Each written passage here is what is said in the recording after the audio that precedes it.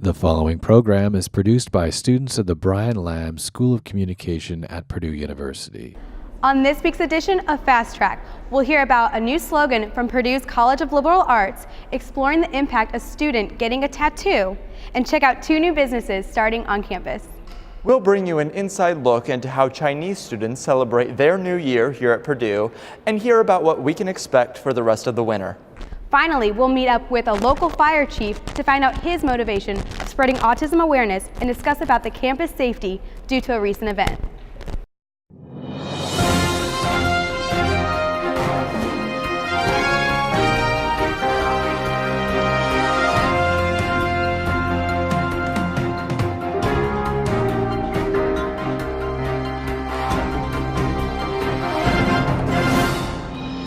Welcome back to Fast Track. We are bringing you this week's show at the front of the lounge at the Purdue Memorial Union. I'm Ryan Strout. And I'm Jenny Strouk. Many college students may wonder which major is suitable for them and why it is. In an engineering-dominant school like Purdue University, alumni and professors are to prove that studying in liberal arts will help students succeed and make a difference. Reporter Ryan Strout brings us more on this story. Purdue University College of Liberal Arts hosted a CLA exclusive event on January 12th at the Elliott Hall of Music, unveiling its slogan, "Think Broadly, Lead Boldly" for future college education. We were trying to find a new way to identify what we think a liberal arts education can help students do. This new tagline encourages students to have broad worldviews, to collaborate, and to take bold, courageous risks in making a difference. Thinking broadly is like the main core of liberal arts. Purdue alumnus Kevin Mayer spoke at the event and explained how he understood Think Broadly and Lead Boldly. In a collaborative environment, you have to understand the people you're working with. So I think thinking broadly is really critical to anybody to be successful. And on the leadership side, I think it's really just an attitude. It's an attitude to move forward, to take a leadership position, to really differentiate yourself. The value in liberal arts programs has been faced with criticism, and many people are questioning whether a college degree in liberal arts will pay off. Purdue alumnus Rusty Roof believes that students who think broadly and lead boldly will excel and succeed. He also gave an example of how technology and communication collaborate together to make a difference. Facebook's a technology of social networking. What's social networking? It's relationships. So who sits and thinks, not coding the ones and zeros, but stops and thinks and says, how should those relationships work? What's the definition of a friend? How should we allow people to interact like that? It's not engineers that are coming up with that. With reference to Purdue students who are in liberal arts majors, how should they think broadly and lead boldly during their college years? Because they're studying communication or English or sociology or philosophy or the arts, that doesn't necessarily mean that there's only one career path for them, only one thing they can do. Those classes are really part of a bigger picture. I mean, you're weaving together the classes you take, your academic background. And those learnings, those experiences are what you're going to take into the workplace or into whatever discipline you try to get into. Many people think liberal arts courses are easy, relying on general lectures and an overview of information. However, Purdue's program enhances the student learning experience by offering better equipment and broader opportunities. Yeah, there's just so many opportunities, and there's so much support for what you want to do. As long as you plan out and you work hard, you should be able to do anything you want here. Liberal Arts Influentials is one of the classes that Purdue CLA encourages students to take. It features successful alumni presenting their stories to the students and helping them plan for their future. In addition to LA Influentials, Purdue CLA also provides many hands-on classes that allow students to gain in-depth knowledge and professional skills to use in their future careers. And then you say you're an acting major and they go, "Oh, I didn't know they did that." And you're just like, "Ooh, that hurts a little bit." But then they can come and see a show here and they're like, "That's really good, I didn't expect that." Or when they actually do give it a chance and come see what we do, they're impressed. They're always impressed, and that's cool to say, "Ha," you know. When I was 7 years old, my mother told me that tomorrow will go a lot easier if you lay your clothes out the night before. And Purdue for me was laying my clothes out for the night before. the more you take positions of leadership, you raise your hand for an opportunity to volunteer on something, you raise your hand to take a project that nobody wants, that's showing the people around you that you are willing to go the extra mile, to work hard to actually become a leader, and that's what sets people apart. Forbes Business Magazine estimates that this generation of students will hold between 15 and 20 jobs throughout their careers. Not only is Purdue's College of Liberal Arts preparing students for this by giving them a vast array of skills to use in the future, but this new message is empowering them to do so. Reporting from Fast Track, I'm Ryan Strout. Many students today have tattoos, each with their own memory, story, and unique identity. But should students consider the possible downsides to getting tattoos before they graduate and become professionals? Fast Track reporter Jenna Wild has more on the story. Getting a tattoo is something many students contemplate. But what is it about tattoos that make them so appealing? The popularity of tattoos is rising, but can having a tattoo hinder the possibility of graduates going down certain career paths? We do get students, because I can have someone through the door, they're getting a tattoo because they're free from mom and dad now. They don't have to ask mom and dad anymore. The other person will come through my door, they want one because their beloved grandma passed away and they want something to remember her by. I think it's just to express yourself, and it's becoming so mainstream now that it's not the, bikers only get them or people that are in trouble get them. It's moms get them, grandmas get them. I mean, everyone's getting them now. It's stereotyped like it used to be. So why are tattoos becoming so popular? I have 2 tattoos. I have a lip tattoo and then a chest tattoo.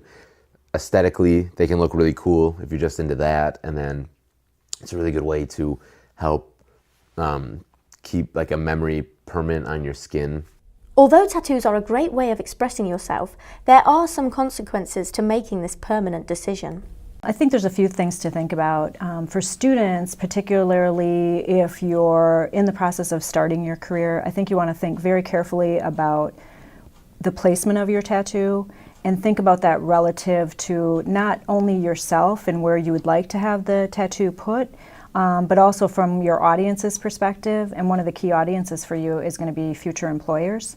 And so thinking of it from their perspective, do they want to see that tattoo on a daily basis? Do they want their clients to see it?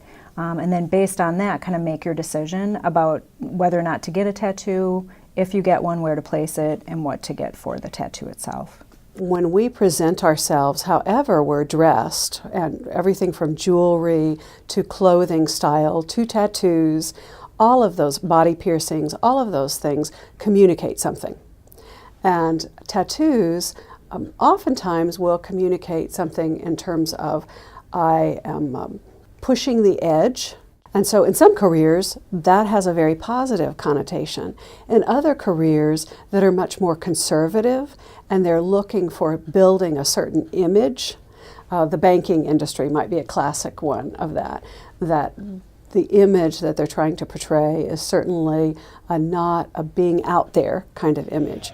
Tattoos are becoming more accepted in today's society, but if you are thinking about getting a tattoo, consider your intended career path when making that decision. I'm Jenna Wild, reporting for Fast Track. Coming up, we'll visit 2 Purdue alumni to find out a new beverage. We'll also take you to a student's workshop to take a look at a new skateboarding device. I am poised under pressure. I led Purdue to a come-from-behind victory in my first start. I am focused on the field and in class. I draw inspiration from the cradle of quarterbacks. I am Rob Henry, and I am a Boilermaker.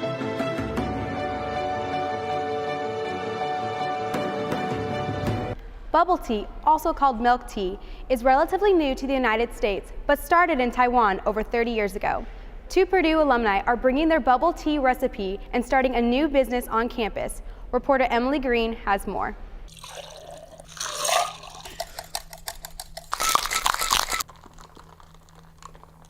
Purdue alumnus Jack Shaw is bringing a part of his culture to Purdue's campus through bubble tea, a Taiwanese beverage invented in the 1980s. Bubble tea is known for its distinctive tapioca balls incorporated into the tea itself. Bubble tea, it's originally from Taiwan, and that's where I grew up from. And my family, my family has been in the business for a while. A distinctive feature of Shaw's bubble tea is that all of his ingredients are produced fresh in-house. This is our green tea, and this is before and after we brew it. And this is black tea, before and after it's brewed. It's all organic, USDA certified, and we also have other tea like lavender, and also our mocha powder and oolong and so on. Add on what you like boba or jelly, pudding in there, and you drink it together. That's bubble tea. Since his freshman year in 2008, Shaw has been contemplating the idea of starting his own business on Purdue's campus.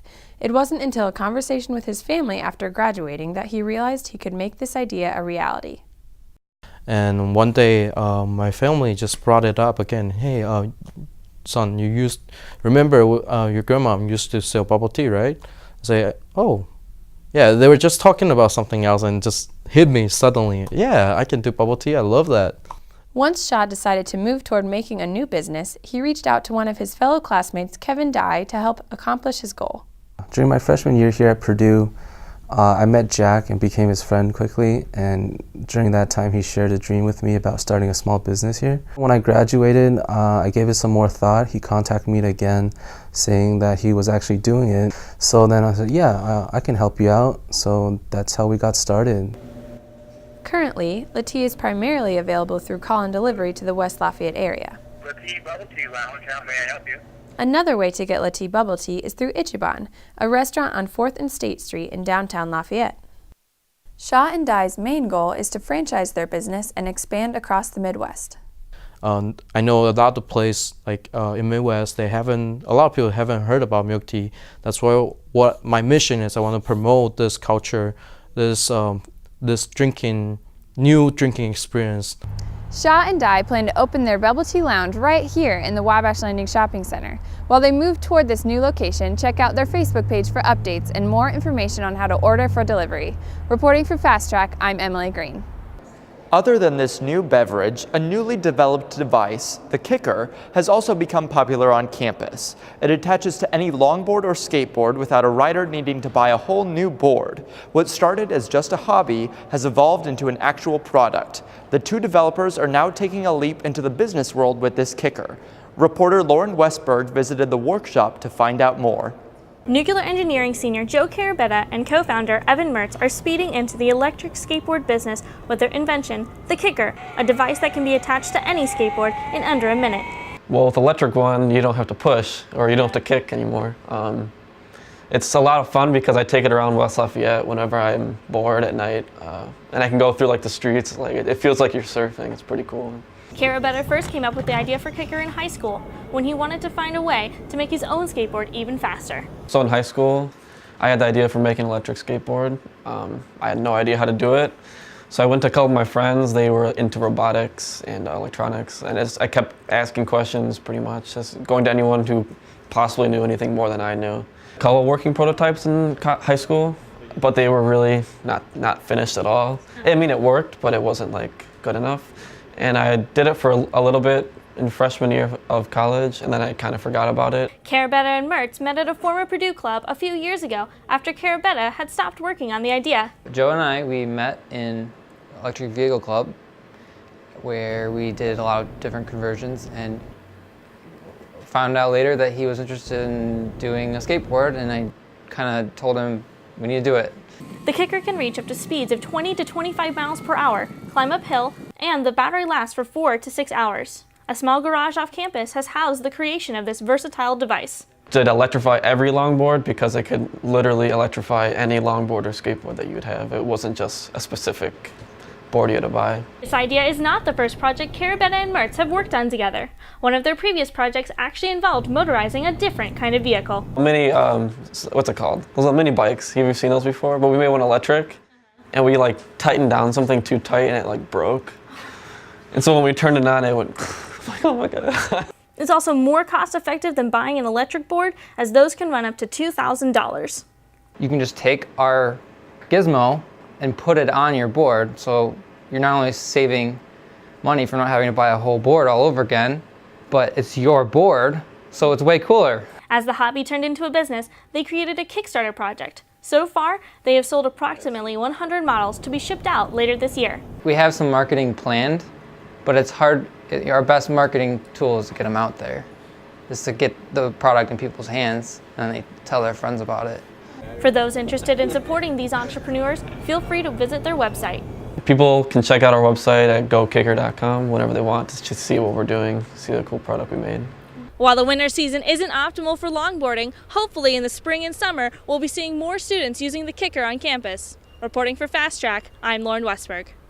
After the break, we'll check out how students celebrate Chinese New Year and find out how the cold weather affects students. We'll also hear about what first responders should know when communicating with autistic people and what students can do to prevent violence from happening. It's all coming up next on Fast Track. We are all Boilermakers, but we're also much more. We're history makers, exploring the farthest reaches of our universe, often when strapped to a rocket. We are hope makers, rebuilders of Haitian cityscapes who ensure they'll now withstand any disaster. We are difference makers, developers of drought-resistant crops that just might end world hunger. The fact is, what we make moves the world forward. We are Purdue, makers all. Welcome back. Across the United States, the coming of the new year is celebrated at the end of December. Meanwhile, over 1 billion people celebrate this holiday along with the Chinese New Year. Because of the large population of Chinese students on campus, there are many organizations integrating their traditions with American culture. Alex Kaufman has more on this story. Children in the Jiski Child Center learn about various parts of Chinese culture by participating in events celebrating Chinese New Year. This was organized by a group dedicated to promoting unity between U.S. and Chinese culture. The Confucius Institute, located here in the Krannert Building on Purdue's campus, is an organization that began in 2007 under the direction of Wei Hong, a professor and director of the Chinese language program.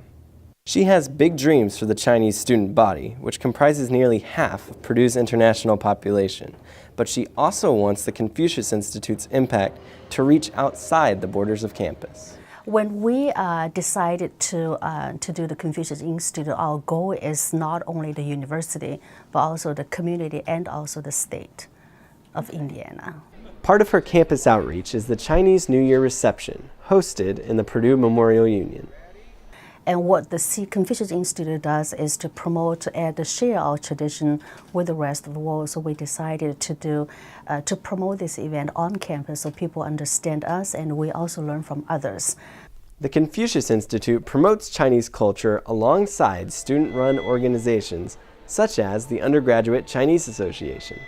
The members of the Undergraduate Chinese Association find comfort knowing they share a common bond with other international students. We are lucky because all of them are office of UCA, and we get a new family, and all of them are my family and also their family. So we make this dinner together and eat dinner together tonight. Chinese New Year is rich in history and tradition. It is a celebration of the Lunar New Year and the coming of spring. This is the biggest and most celebrated holiday in China. And like how Christmas is celebrated in Western nations, these long-lasting traditions are not the sole purpose of the holiday. It's just nothing like you have to cook or have to eat some special food. It's just more like friends and family getting together and have some fun. Although things may not be the same as back in China, a strong community of friends can help students feel more at home and be a reminder of their shared culture.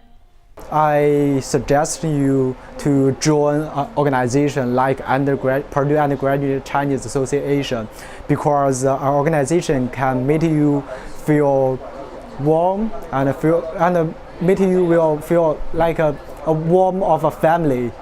Celebrating this event, it means that I can feel that I'm celebrating our culture and I feel connected to our people. And it can remind me who I am. Reporting for Fast Track, I'm Alex Kaufman. People in the area have surely noticed the cold and snow we have had so far this season, and you may be wondering if this is going to continue. Fast Track reporter Gino Recchia brings us more information about how this snow is affecting Purdue students and what we can expect for the rest of the winter. Purdue students and faculty have been dealing with issues related to the cold and snowy conditions. Cold temperatures, wind, and snow are likely to be here for a while.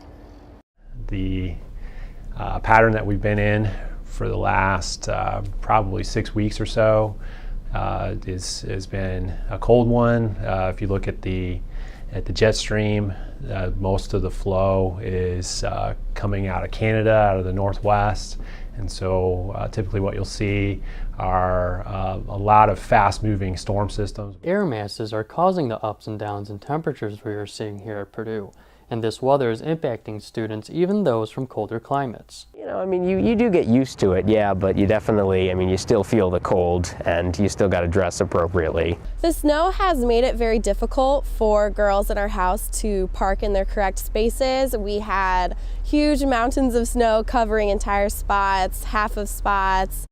And as you know, as a student, it's very hard to find parking along the streets of Walton and Russell, so this made it very difficult for girls to have their cars on campus. Winter in Indiana is usually associated with cold and snow, but these extreme temperatures are actually uncommon.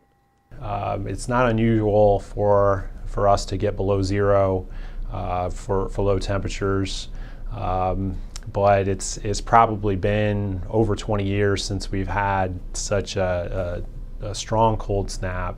And you know, if you look at the temperature averages that we've seen so far this month in January, we might end up being the coldest since 1979. Even though it's unusual, it seems the snow and cold are here to stay, and the students are learning to deal with the inconveniences. Generally speaking, as long as you just cut the wind, something like this that really doesn't let much of it through, it really isn't too bad. Wear layers. We did call a plowing company the other day on Saturday to get the snow out of our lot and into empty spaces next to our lot. So now the girls are able to park in their correct spots. The current weather pattern we are dealing with may let up slightly in the near future. However, there are signs that this may continue on for the rest of the winter season. We could definitely see some more significant snowfall events in this kind of pattern. So, you know, I don't think we're done with the below zero low temperatures. With the extreme weather we are experiencing, it is important to be informed. Twitter updates are available at Purdue Weather. Reporting for Fast Track, I'm Gino Recchia. This year's National Autism Awareness Month begins on April 1st. In order to meet the growing need for concern about autism, a local fire chief has made his goal to raise the awareness to both first responders and his community. Ellie Falls gives us an inside look into his motivation to educate. In many ways, Alex is a typical 18-year-old boy. He hates getting up early, loves his dog Maud, and spends most of his free time surfing Netflix. But if Alex were caught in a house fire, he wouldn't know what to do. Alex is autistic. Absolutely. They may not understand that it's a life or death situation, or it's an environment that could harm them. With a social disconnect or a overstimulation, their response would be maybe to go back into a burning building because that's their safe place. Chief Tim Heath is Alex's father and has made it his personal mission to make sure the first responders in the area know how to handle individuals with autism. It's out there. It's 1 in 50 people are diagnosed with autism. I mean, it's something that I think our community and our society should understand better than they do. Our responders are trained to know that at some point in time in their career they will come across someone with autism. Individuals with autism may not understand emergency situations. They may see the lights and sirens of a fire truck and not know that help has arrived. While many autistic people may find these things to be triggers, there is one thing that first responders must understand. If you've dealt with one person with autism, you've only dealt with one person with autism. Everyone's different. They're all very individual. They have their own tics and things about them that are different. The chief's own son has been around firefighters his whole life. While the bright lights and loud noises may not trigger him, He could lash out if it was any other emergency personnel. If you approach them and you get in their personal space, some of them don't really like that. There's the potential for them to lash out or strike you. Kicking is a big thing, and so we try not to straddle that person so they don't kick us. For them, it's okay for them to approach us when they're ready. We don't necessarily want to approach them and get in their space.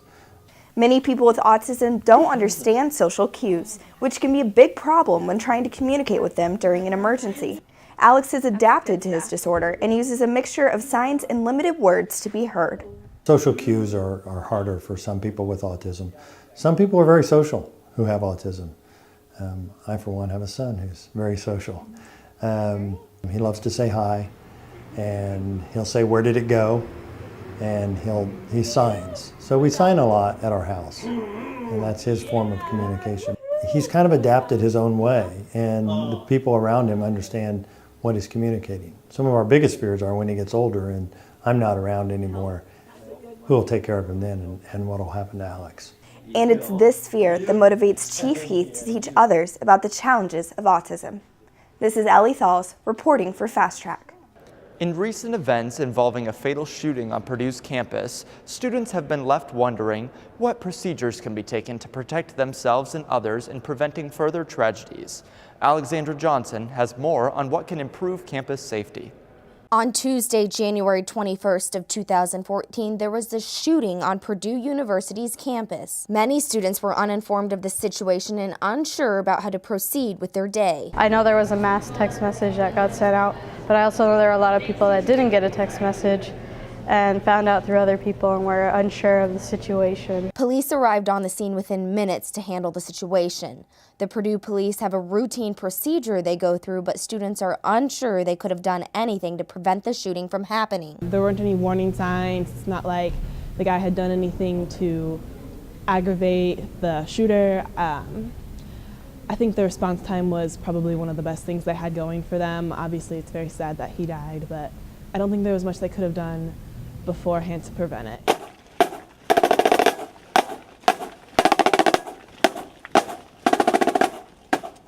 There was a candlelight vigil that Tuesday night to remember Andrew Bolt, the student killed in the shooting. This is a time to embrace the spirit of the Boilermaker community and unite together as we try to understand the unfortunate event that took place earlier this afternoon.